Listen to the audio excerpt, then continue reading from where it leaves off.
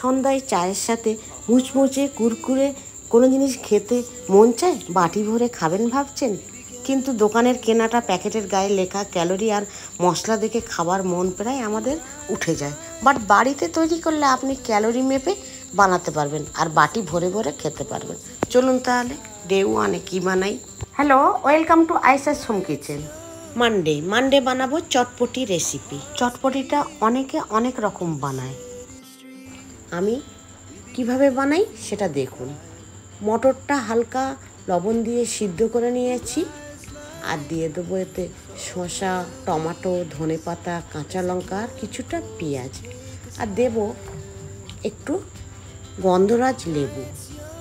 কেউ কেউ তেঁতুলের জল দিয়েও করতে পারেন, বাট গন্ধরাজ লেবুর যে গন্ধটা এর স্বাদটা আরও বাড়িয়ে দেয়।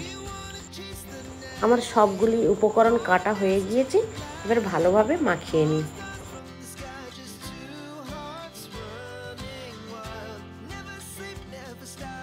দেব আমি লবণ, বিট লবণ এখানে দিয়েছি, আর দিয়েছি ভাজা মশলা। এই ভাজা মশলাটা আমি বাড়িতেই বানিয়েছি, আমার প্রিভিয়াস চ্যানেলে দেখবেন এই ভাজা মশলাটা বানানোর সমস্ত উপকরণ A to Z আমি দেখিয়েছি।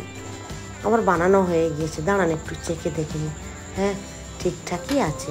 চলুন এবারে খেতে দিই। সাথে নিয়ে নেব র চা, দুধ চিনি ছাড়া।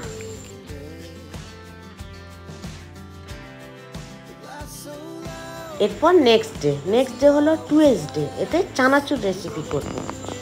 দেখুন কড়াই অল্প তেল দিলাম, এখানে আছে কাঁচা বাদাম, কিছুটা কাঁচা বাদাম নিয়ে নেব, ওই এক মুঠো আপনার হাতে। এখানে বাদামটা খুবই কম আঁচে ভাজতে হবে, একদম মচমচে হওয়া পর্যন্ত। আর দিয়ে দেবো কারি পাতা। এই কারি পাতাটা সংরক্ষণ কিভাবে হয় প্রিভিয়াস ভিডিওতে দেখিয়েছি। দেখুন এখনও কি সুন্দর মচমচে হয়ে আছে। দিয়ে দেবো কারি পাতা আর তারপরে চিঁড়ে একসাথে ভাজবো, খুবই কম আছে। চিঁড়েটা যতক্ষণ না হাত দিয়ে ভাঙা যায়। তারপরে দিয়ে দেবো সেই ভেজে রাখা বাদামগুলি, আর দিয়ে দেবো গোটা একটা কি দুটো পাঁপড়, প্লেন যে পাঁপড়গুলো হয় সেইগুলো আগে ভেজে নিতে হবে, তারপরে চিঁড়ের সাথে মিশিয়ে নিতে হবে। দেব স্বাদ অনুসারে লবণ। এই লবণ দেওয়ার সাথে সাথে আপনারা একটু গোলমরিচও এতে দিতে পারেন, আমার কাছে গোলমরিচের গুঁড়ো ছিল না তাই দিইনি। চলুন এবারে খেয়ে নিই।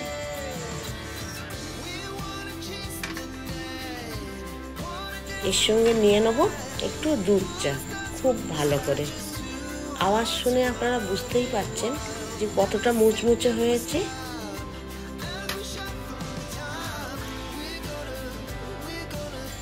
এরপরে নেক্সট ডে হলো ওয়েডনেসডে, এতে বানাবো ঝালমুড়ি। কি কি উপকরণ দিই দেখুন। কাঁচা ছোলা 5 থেকে 6 ঘন্টা ভিজিয়ে নেব, তাতে দিয়ে দেবো শসা, আলু, সিদ্ধ আলু, এখানে টমেটো, কাঁচা লঙ্কা, ধনেপাতা, আর দিয়ে দেবো লেবুর রস, আর দিয়ে দেবো বিট লবণ আর ভাজা মশলা।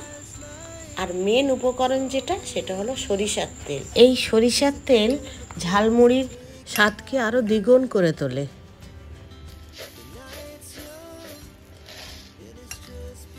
আমার মশলা মুড়িটা মাখা হয়ে গিয়েছে, এরপরে খেয়ে নিই। এতে নিয়ে নেব র চা, দুধ চিনি ছাড়াই। নেক্সট ডে হলো থার্সডে, এই দিন আমি করব নিমকি।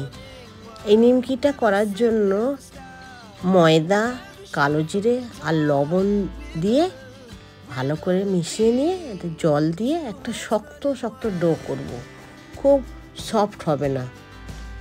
এরপরে একে সুন্দর করে বেলে নেব।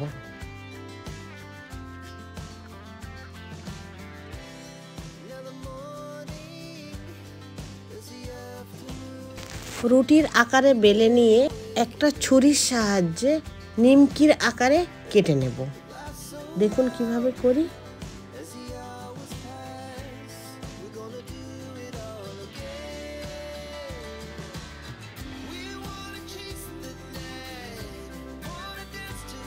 নিমকির আকারে কেটে নেওয়া হয়ে গিয়েছে। এবার সবগুলো তেলে ভেজে নেব।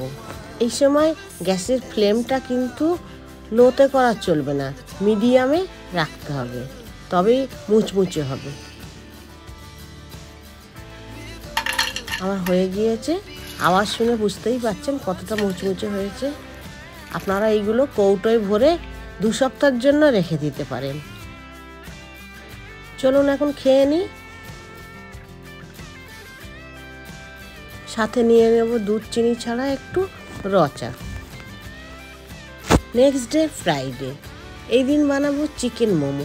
এই চিকেন মোমোর রেসিপিটা আমার প্রিভিয়াস ভিডিওতে দেওয়া আছে, সেখানে গিয়ে আপনারা দেখে নিতে পারেন। চলুন এবারে খেয়ে নিই। তার আগে সুন্দরভাবে সাজিয়ে নিই। আমি এখানে চাইনিজ খাবার যেভাবে খাই সেভাবে চপস্টিক দিয়ে খাচ্ছি, আপনারা পারলে কাঁটা চামচ দিয়েও খেতে পারেন। নেক্সট ডে স্যাটারডে, ওই দিন আমি বানাবো মিক্সড চাউমিন। বাড়িতে থাকা কিছুটা সবজিপাতি আর চিকেন আর এগ দিয়ে আমি এই চাউমিনটা বানাবো। এই চিকেনটা আগে নানা রকম মশলা বলতে একটু আদার আমি গুঁড়ো দিয়েছি, একটু লবণ আর হলুদ দিয়ে এটা আলুর সাথে ভেজে নিচ্ছি।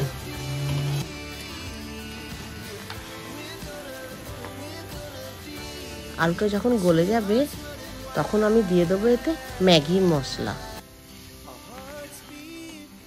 দিয়ে ভালোভাবে নেড়ে চেড়ে নিয়ে ওতে দিয়ে দেবো একটা এগটা দেবার পর ভালোভাবে নেড়ে চেড়ে যখন ভাজা ভাজা হয়ে যাবে তখন আমি দিয়ে দেবো আগে থাকতে লবণ দিয়ে সিদ্ধ করে রাখা কিছুটা চাউমিন।